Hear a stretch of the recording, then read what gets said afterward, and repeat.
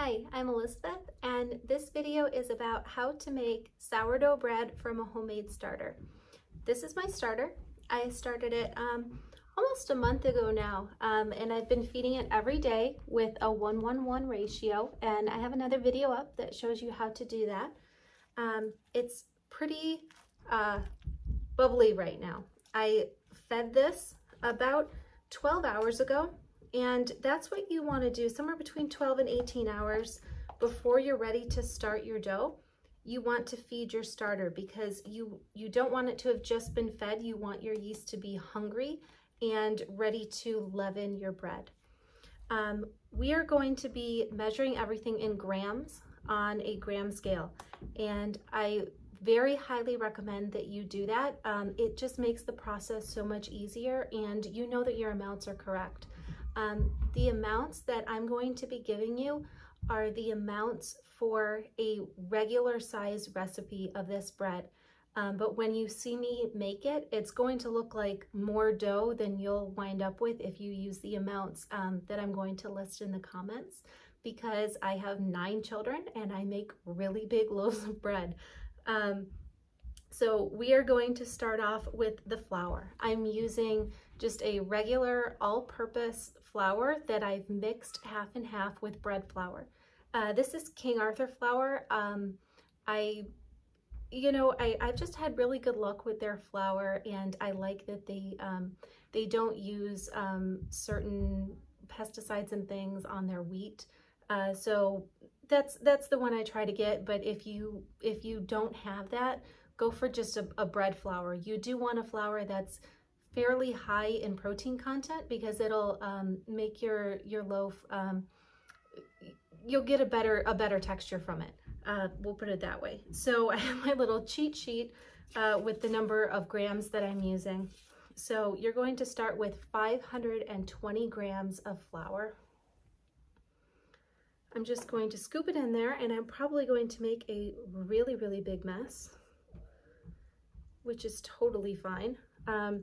Again, if you're making this as a single recipe, 520 grams. If you're doing it as a double, 1,040 grams. I'm just about there. There we go. If you're off by a few grams, it's totally fine, especially with the flour. And then we're going to have salt.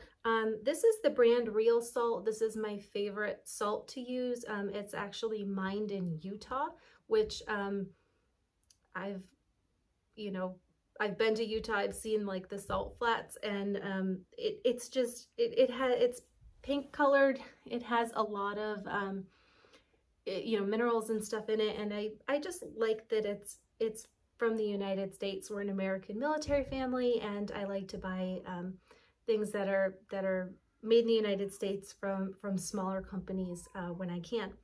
So you're going to zero your scale out, and you're going to add 12 grams of salt. If you're making the large family version like I am, that's going to be 24 grams of salt. Again, if you're off just a little bit, the thing with Real Salt is that it does not have the anti-caking stuff in it. So you do kind of have to tap your salt shaker. This isn't sponsored or anything by the people at Real Salt. I just like their salt. So next up, we're going to add the starter. If you're doing a single recipe, it is 90 grams of your starter.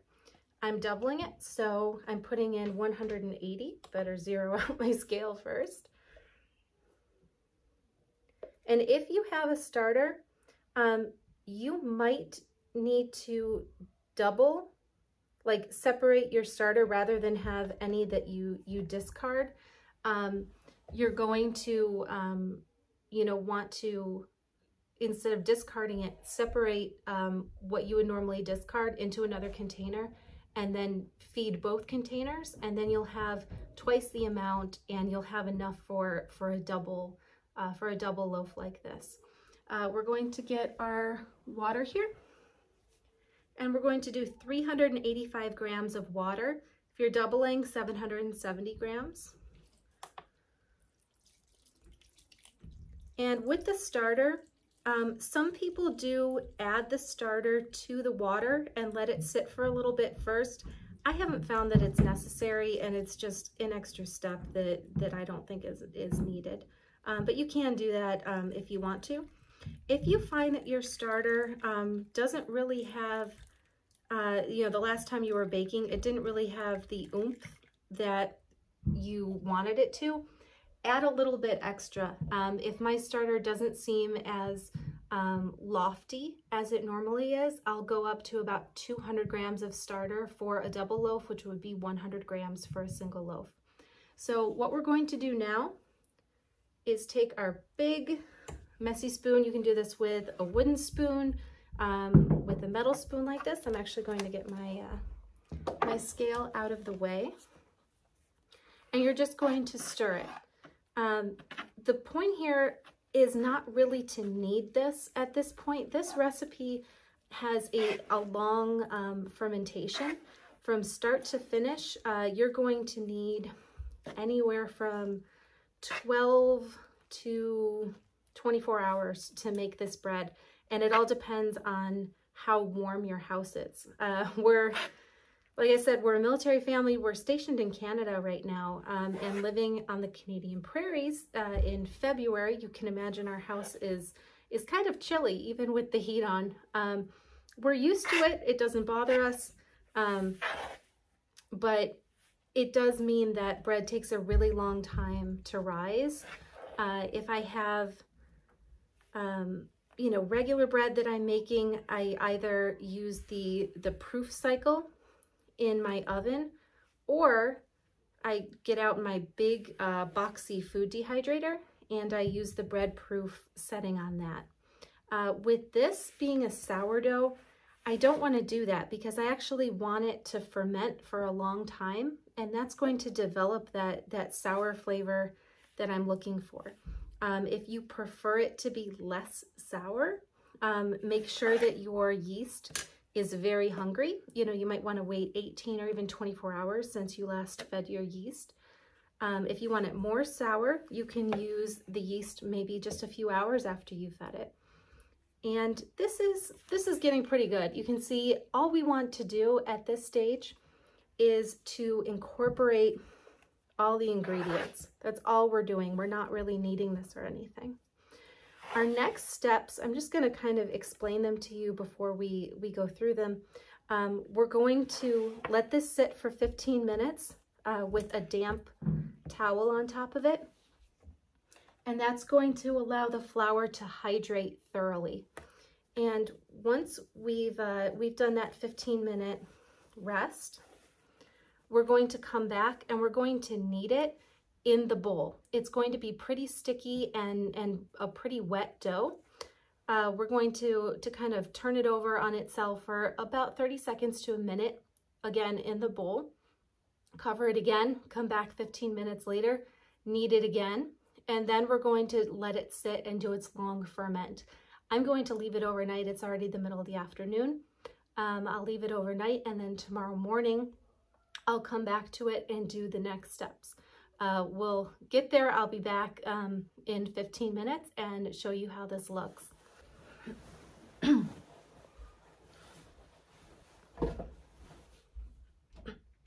Hi, I'm back, and it has been 15 minutes since I mixed up the dough.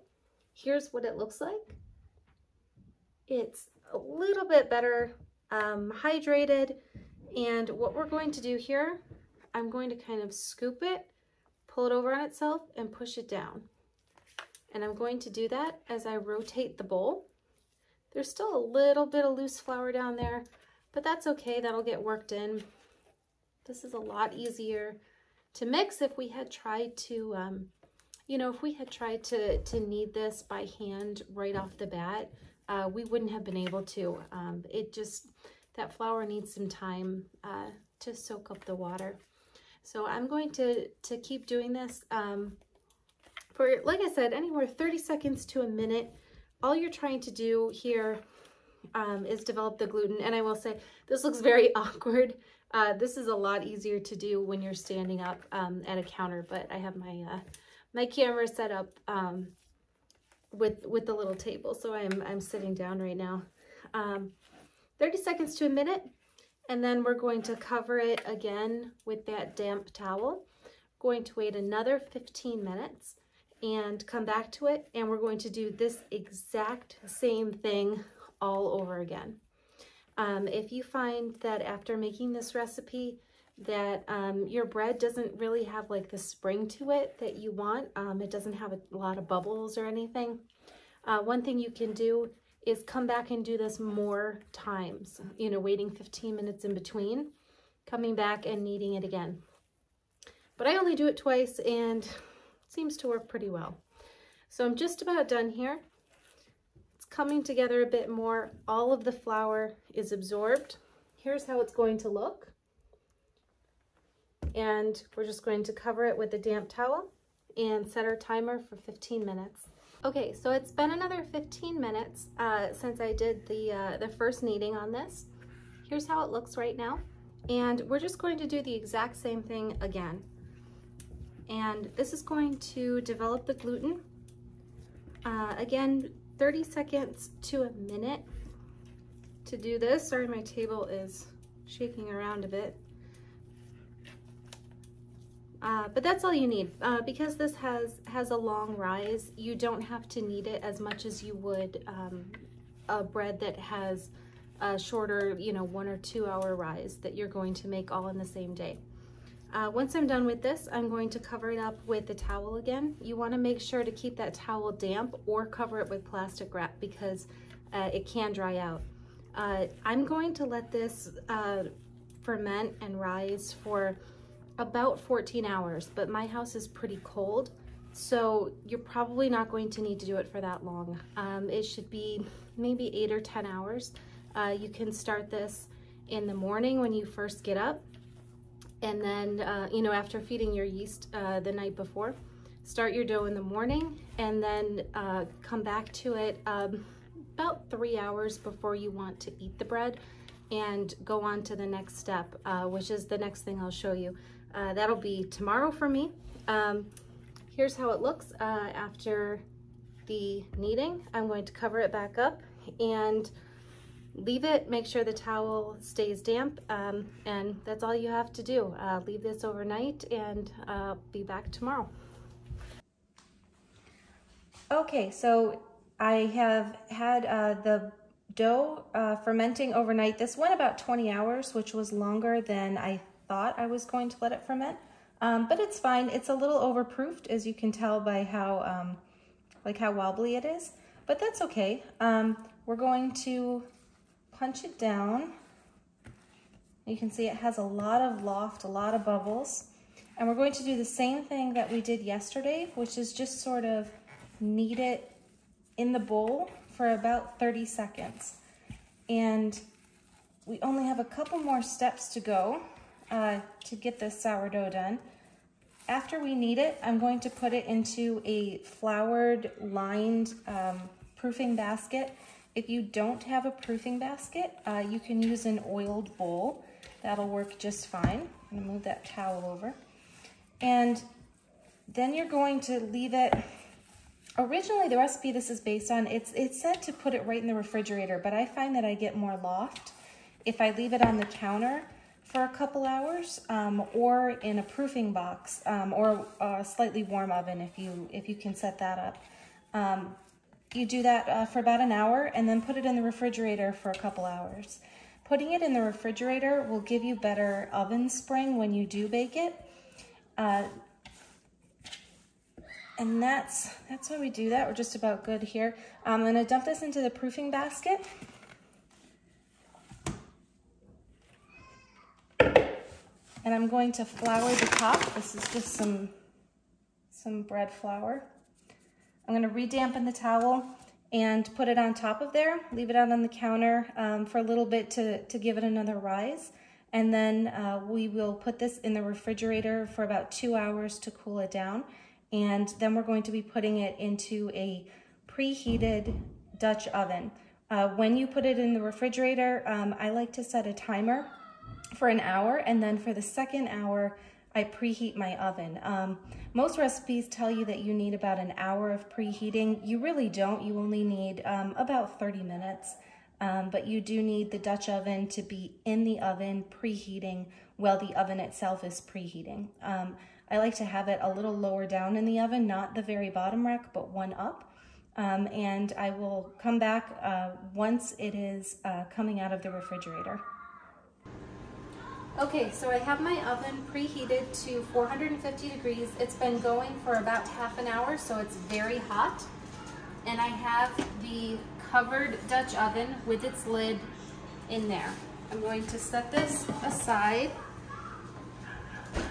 shut the oven. You want to keep all the heat in the oven. And we're going to take the lid off. And I'm going to get the dough out of the refrigerator.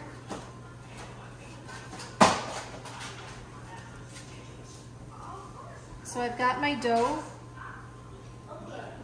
in the basket. It's risen, it's very fluffy, and this came out, this rose in an oven on the proof cycle, or you could use an oven with the light on, and it rose in the oven for about an hour, and then it went into the refrigerator for 2 hours to cool it down, which will give us a bit more spring. You do not need to oil the Dutch oven. It's not going to stick to it. You just need to carefully flip it over. And I got a little bit on the outside, that's okay. So I'm using a bread lamb, and I'm going to just kind of put a few designs into it. Doesn't have to be special. Normally it wouldn't have that, but it'll bake up just fine. Going to put the lid back on, and I'm going to put this back into the oven. I'm going to set the timer for 25 minutes and then take the lid off and continue baking it until it looks golden and crusty. Okay, so this has been baking covered at 450 for about 30 minutes. It might not take quite that long if you're making a regular loaf. I did a double recipe. So we are ready now to take the lid off, and I want you to see how that looks. Be very careful, the lid will be super hot. So this one actually touched the lid, and that's okay. It'll still bake just fine. I am going to rotate the pan in my oven so it continues to bake evenly. Close it back up, and I'm going to set my timer for 15 minutes longer. Again, it might only be about 10 minutes if you're doing this as a single batch rather than a double size loaf. Okay, so this is done. It's actually a little bit overdone. I'm gonna turn the oven off and get it out. As you can see, it is a bit overdone, but that's okay.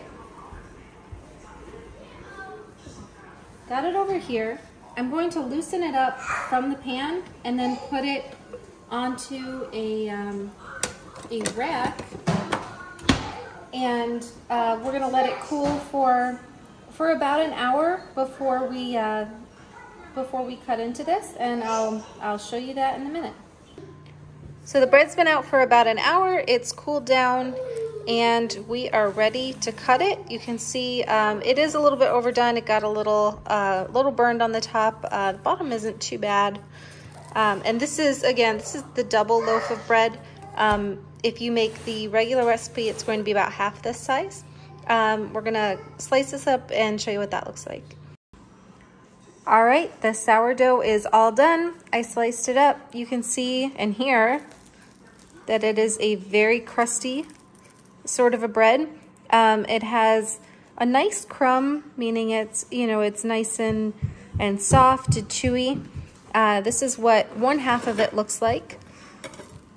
Again, a little overdone, but not too bad, and it's cooked all the way to the center. So that's everything about this recipe, and I'd like to thank you for watching.